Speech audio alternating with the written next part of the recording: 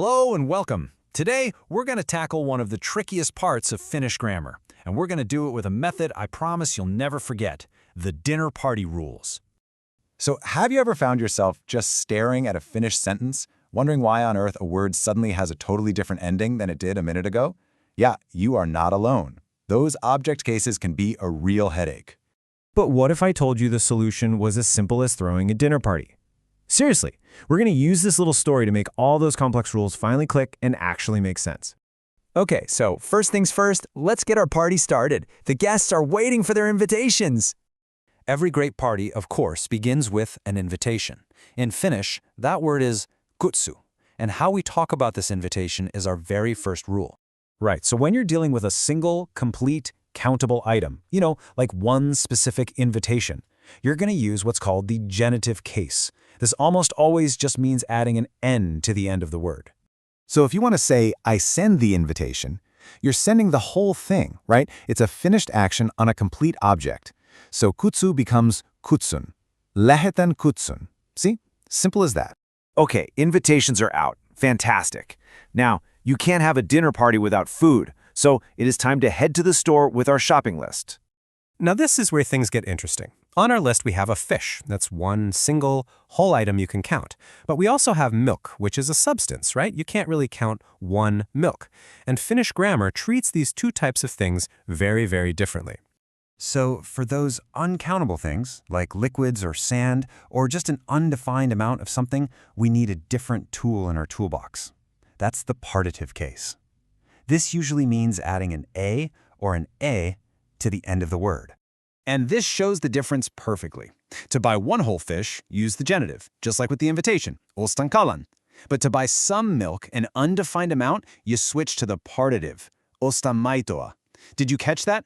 Kalan versus maitoa. It's all about what kind of thing it is. And this logic, it works for other things too. A chocolate bar is one specific thing you can hold in your hand. That's genitive. But if you're just talking about chocolate in general, well, that's a substance, and that means you're going to use the partitive. Okay, so we've got our items, we're at the checkout, we're feeling pretty smug about our grammar skills, and then disaster strikes. Oh, that sinking feeling, you can't pay, which means you are not going to buy these things. And in Finnish, that one little idea, not, it changes everything. This brings us to a golden rule. You ready? If the sentence is negative, the object is always in the partitive case. Always. I don't care if it's a whole countable fish. That no just breaks the wholeness of the action. Now look at this. Just a moment ago, we were saying ostan kalan, but now that you don't buy it, the sentence becomes en osta kala.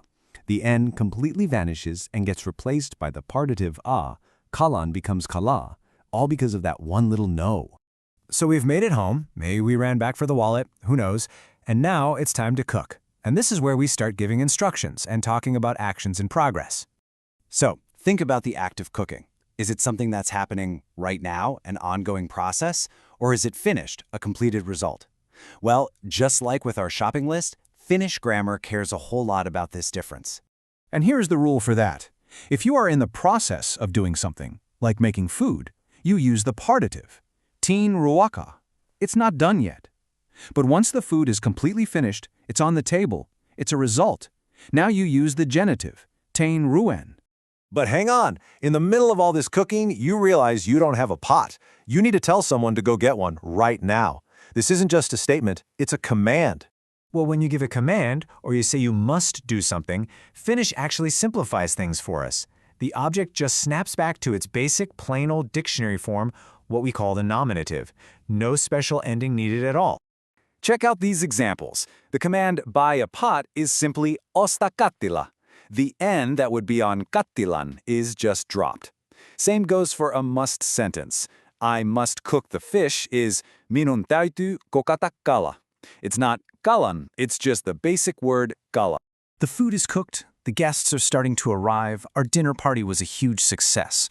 So let's just do a quick recap of all the grammar rules we picked up along the way. And here it is, the whole dinner party on one cheat sheet. For a whole object, use the genitive, like kalan. For a substance, like milk, or in any negative sentence, or for an ongoing process, you grab the partitive. Maitoa, kala, ruoka. And finally, for a command or a must sentence, you just use the basic nominative form, kala. And there you have it. The whole seemingly complex world of Finnish object cases all figured out through a simple dinner party. So now you've got the grammar down, the only question left is, when are you hosting yours?